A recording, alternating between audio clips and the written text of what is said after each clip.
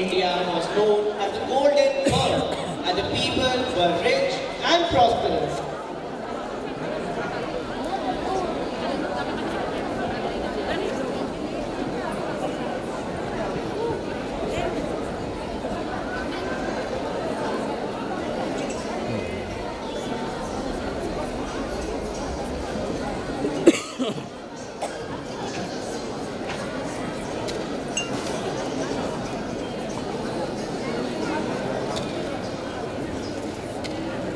तथा भारतीय प्रसन्नता से नाच गा रहे थे।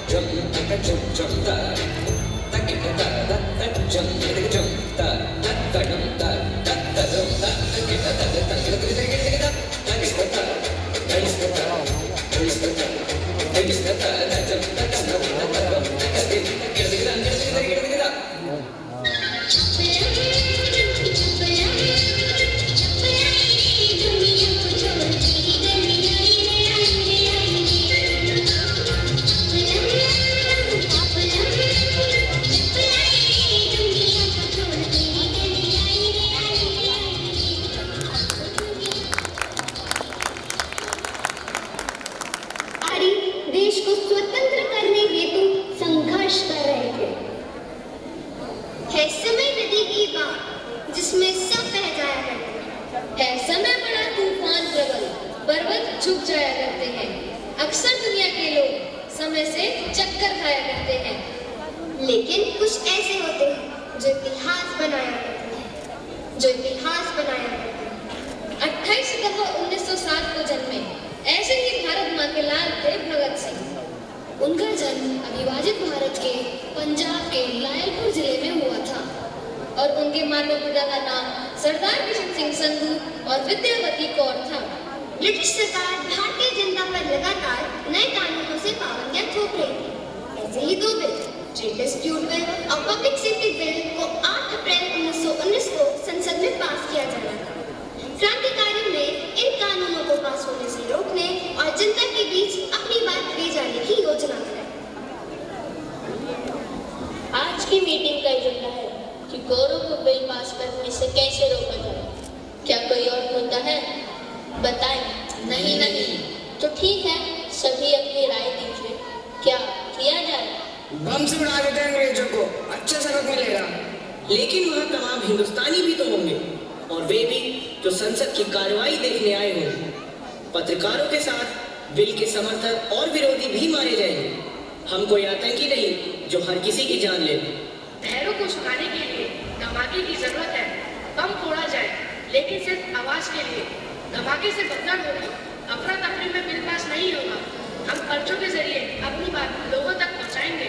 हाँ, ये और ठीक रहेगा और हम डर से आसानी से भाग भी जाएंगे। नहीं, मेरे विचार से हमें गिरफ्तारी देनी चाहिए, जिससे हम अपने बयानों के जरिए लोगों तक अपनी बात पहुंचा सकते हैं। गिरफ्तारी क्यों, जब हम बम फोड़कर ही बिल पास होने से रोक सकते हैं? आजाद जी, अगर हमारे इरादे ही लोगों को पता न चले तो ऐसे एक्शन का क्या फायदा? कुछ पत्रकार और नेता हमें भटके और सरकार आतंकवादी कहेगी, जिससे हम लोगों तक अपनी बात नहीं पहुंचा सकेंगे, जैसे लाला जी की मौत का बदला लेते वक्त हुआ था। तो ठीक है, तेरा की बम धमाका होगा तो लोग गिरफ्तारी देंगे, पर्चे फेंकेंगे और अपने बयानों के जरिए, लेखों के जरिए हमारे विचार इन बिलों और अंग्रेजी अदालतों का नकाब उतारेंगे। इस एक्शन में कौन कौन लोग जाएंगे?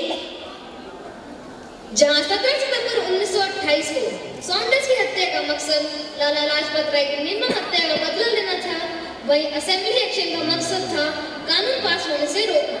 इसमें भारी खतरा था, लेकिन क्रांतिकारियों के बीच इस भारी खतरे को उठाने की होड़ लगी थी। बहुत बहस हो चुकी है। मेरा आदेश है कि इस एक्शन में जयदेव व शिव वर्मा जाएंगे। लेकिन नहीं भगत, हो सकता है तुम ही ये सबसे बेहतर काम करो, पर आगे और मौके होंगे। बैठक खत्म, कल एक्शन की डिटेल पर बात करेंगे।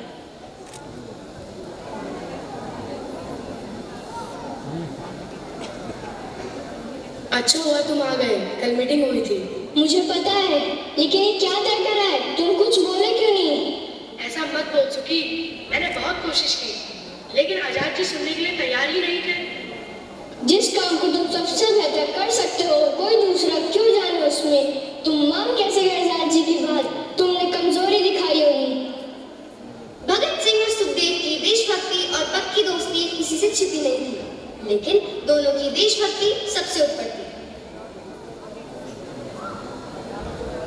फिर ठीक है, तुम लोगों से वैसे भी कौन ही जीत सकता है। तय हुआ कि भगत सिंह व बटुकेश्वर दत्त एक्शन में जाएंगे और गिरफ्तारी देकर हमारी बातों का अदालत से प्रचार करेंगे। 8 अप्रैल 1929 को भगत सिंह और बटुकेश्वर दत्त संसद में धमाका करते हैं और इनकलाब जिंदाबाद, साम्राज्यवाद मुर्दाबाद नारा लगाते हुए, पर्चे बांटते हुए अपने एक्शन को अंजाम देते हैं। फिर शुरू होता है अदालत में न्याय का ढकोसला। मिलॉर्ड, इन अपराधियों ने महान ब्रिटिश साम्राज्य पर आतंकी हमला किया है, संसद में बम का धमाका किया है, भारत से ब्रिटिश राज्य की नींव खोदने की कोशिश की है। इनको सख्त से सख्त सजा दी जानी चाहिए। बिना हमारा पक्ष सुने सजा की बात करना कौन सा इंसाफ है? इस एक्शन में किसी की जान नहीं गई है। हत्या करना इस एक्शन का मकसद नहीं है, बल्कि ट्रेड डिस्प्यूट बिल और पब्लिक सेफ्टी बिल का विरोध इसका मकसद है। विरोध करने की शांतिपूर्ण तरीकों का भी इस्तेमाल किया जा सकता था, लेकिन इन्होंने धमाके का रास्ता चुना। इनके इरादे खतरनाक हैं। इन कानूनों के शांतिपूर्ण विरोध को सरकार ने लाठी गोली से कुचल दिया। जब कोई सरकार जनता के हकों को कुचलने लगे, तो उसे हर संभव तरीके से जीतना जनता का कर्तव्य है। ऐसे में ऊपर के अधिकारियों को, वायसरॉय को, ब्रिटेन तक को शिकायत करने के भी तरीके थे। क्या ब्रिटिश सरकार ने जनरल डायर को जलियांवाला बाग के लिए सजा दी और स्कॉट को लाला लाजपत राय जैसे सम्मानित नेता की हत्या का दोषी ठहराया? नहीं, इन्हें इसका इनाम दिया गया। ऐसे में न्याय के लिए खुद खड़े होना हमारी मजबूरी है और हम सब मजबूरी का पूरी जिम्मेदारी से पालन कर रहे हैं। भगत सिंह और बटुकेश्वर दत्त पर ब्रिटिश संसद पर बम से हमला करने का आरोप। इसे दोनों स्वीकार करते हैं, लेकिन इससे किसी की जान लेने के इरादे जाहिर नहीं होते। मामले की अगली सुनवाई तक मुकदमा टाला जाता है। Order, order. अनैतिक तौर पर क्रांतिकारियों ने मजबूती से अपना पक्ष रखा, लेकिन इससे ब्रिटिश सरकार इनकी जान की और अधिक प्यासी हो गई। 2 ब्रिटिश अफसर, वाइसरॉय और गवर्नर आपस में बात करते। What are you doing in this bomb case? Sir, they surrendered and the case is in process. No, it is not enough. You try better. The British Crown wants these to arrest and hand them till death. But sir, the judicial process? Hell with the judicial process. I will cite the law to kill them. Sir, it will create trouble all over the country. Enough. Handle all the trouble yourself and show them the strength of the British rule. Okay, sir. अदालत से बाहर British सरकार तमाम षड्यंत्रों से इन क्रांतिकारियों के खून की प्यासी हो गई। इसी समय सॉन्डर्स हत्या मामले का केस खोल दिया गया। सॉन्डर्स को मारने की कार्रवाई में भगत सिंह, सुखदेव और राजगुरु को 1931 को फांसी की सजा दी गई। क्रांतिकारियों की ये विरासत आजाद भारत की जनता तक पहुंची और आज भी इन क्रांतिकारियों के लिए सम्मान और अपने देश की बेहतरी के लिए नए युवा खड़े हो रहे हैं। इनकलाब जिंदाबाद, इनकलाब जिंदाबाद, इनकलाब जिंदाबाद। आज तिरंगा फहराता है अपनी पूरी शान से। हमें मिली आजादी वीर शहीदों के बलिदान से।